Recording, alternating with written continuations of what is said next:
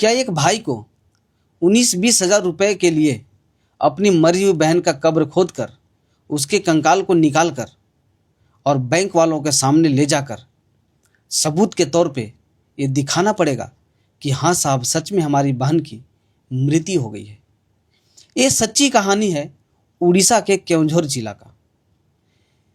एक उसी जिले का रहने वाला जीतू मुंडा एक दिन बैंक जाता है और बैंक जाकर ये कहता है कि मेरी बहन कलारा इसी साल के जनवरी माह में उसकी मृत्यु हो गई और उसने कुछ मवेशियों को बेचकर 19-20 हज़ार के आसपास बैंक में जमा की है।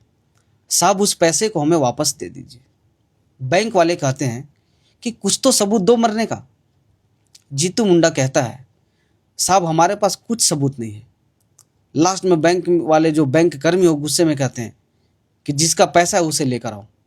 मजबूरन और बेबस वो भाई वापस घर जाता है और जिस कब्र में अपनी बहन को दफनाया था उस कब्र को खोदता है और वहाँ से कंकाल निकालता है और 3 किलोमीटर पैदल चलने के बाद वो बैंक पहुँचता है और बैंक कर्मी के सामने उस कंकाल को दिखा कर बोलता है, लो जी हमारी बहन आ गई।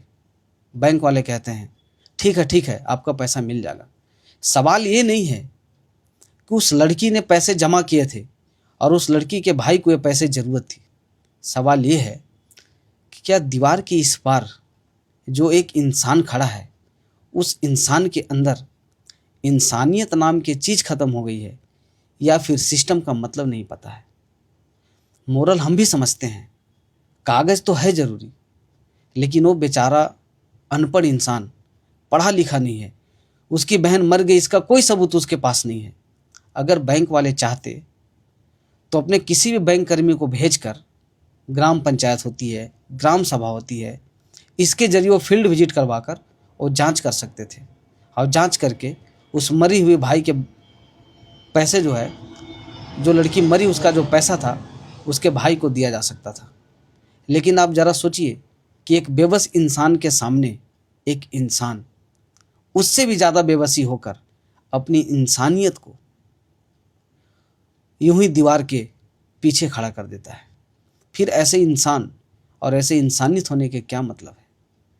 आप इस वीडियो के जरिए हमें कमेंट करके बताएंगे ज़रूर कि इस तरह के अधिकारियों के साथ कैसी सज़ा होनी चाहिए और इनके खिलाफ किस तरीके का एक्शन सरकार को लेनी चाहिए। जय हिंद, वंदे मातरम।